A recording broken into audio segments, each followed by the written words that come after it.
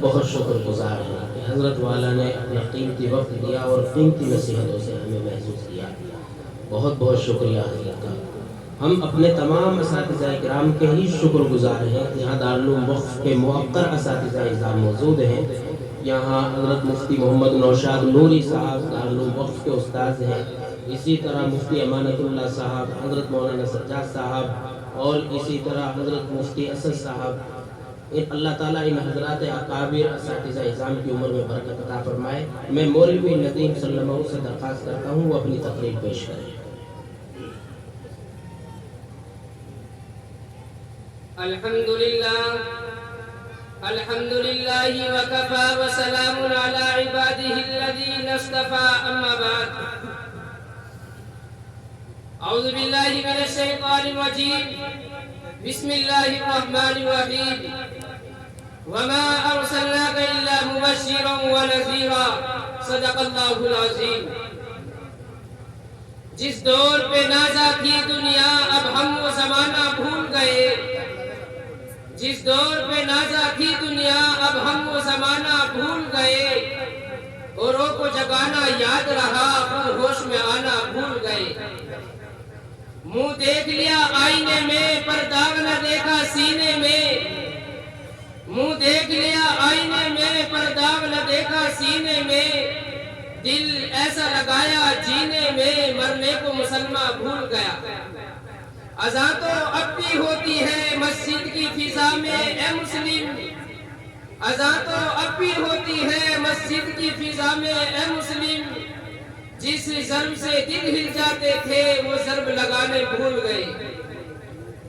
حضرات گرامی، مہمانان نظام، مشفق و مربی اساتذہ اکرام، میں اس بزم پربہار میں سیرت نبوی صلی اللہ علیہ وسلم کے متعلق کچھ عرض کرنا چاہتا ہوں، اس امید کے ساتھ کہ میری بات کو بغور سنا جائے.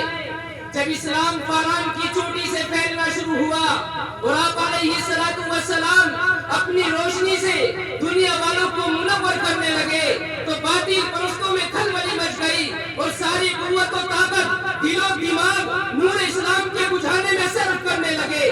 راستے میں کانٹے بچھا کر، پتھروں سے دبا کر، تپتی ہوئی زمین پر سلا کر، آگ کے انگاروں پر لٹا کر، گھر بار چھوڑ کر پیارے نبی علیہ السلام کی آواز کو دبانے کی کوشش کرنے لگے، مگر حق کی آواز روز بروز بڑھتی ہی جا رہی تھی. حضرات گرامی، سن 7 نبوی محرم کا مہینہ ہے.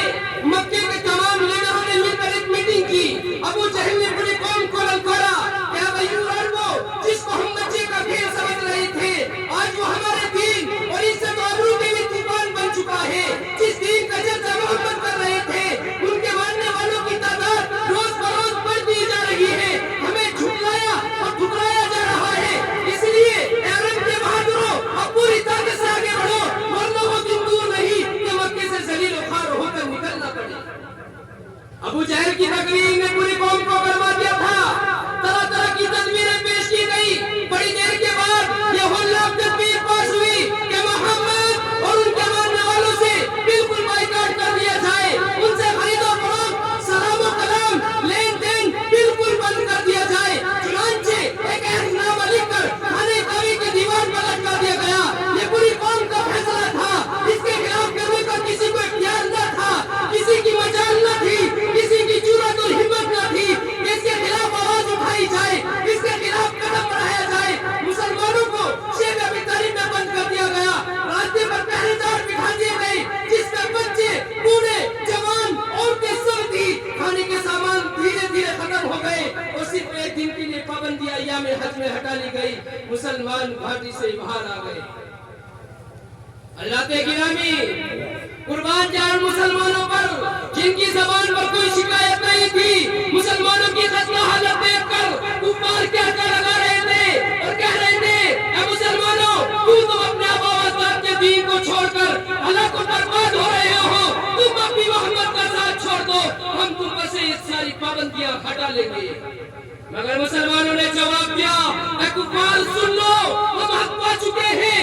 ہم دربار محمد میں اقرار محمد کر چکے ہیں. ہم پر اسرار محمد کھل چکے ہیں، ہم انوار محمدی سے فیضیاب ہو چکے ہیں، لہذا ہم طوفان سے ٹکرا سکتے ہیں، خون کا دریا بہا سکتے ہیں، آگ کے بستر پر سو سکتے ہیں، بھوک کی وجہ سے تڑپ تڑپ کر جان دے سکتے ہیں، مگر مصطفیٰ کی رسالت کا انکار نہیں کر سکتے۔ اس ابتلا و آزمائش کے بعد پورے 3 سال مکمل ہونے والے ہیں، خوراکیں ختم ہو گئی، دھیرے دھیرے کھانے کا سامان بھی ختم ہو گیا، عورتوں کی آنکھیں دھنس گئی، جوان بھوک سے چکرانے لگا، پھول جیسے بچے اپنی ماں کی گود میں تڑپنے لگے۔ اس گھاٹی کا سب سے چھوٹا بچہ عقیل اچانک اپنی آنکھیں کھولتا ہے اور کہتا ہے امی جان مجھے بچاؤ ورنہ میں بھوک سے مر جاؤں گا، میں بھوک سے مر جاؤں گا۔ ماں بے تحاشا ہو کر اپنا سر زمین پر پٹکنے لگتی ہے، ماں بے تحاشا ہو کر اپنا سر زمین پر پٹکنے لگتی ہے، ماں بے ہوش ہو جاتی ہے، لوگ اسے سنبھالتے ہیں، وہ کہتی رہتی ہے میں اپنے لگتے جگر سے پہلے مر جانا چاہتی ہوں۔ حضرات گرامی ذرا سوچو کتنی سنگین گھڑی تھی اور کتنا بھیانک منظر تھا، مگر رسول کی باتوں سے منہ نہ موڑا۔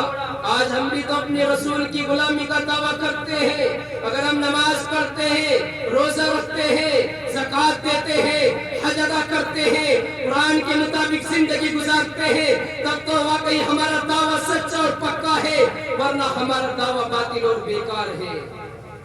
کی محمد سے وفا تو نے تو ہم تیرے ہیں، کی محمد سے وفا تو نے تو ہم تیرے ہیں، یہ جہاں چیز ہے کیا لوگو قلم تیرے ہیں۔ میں اپنی تقریر کو یہی ختم کرتا ہوں، آخر الدعوانا الحمدللہ رب العالمین۔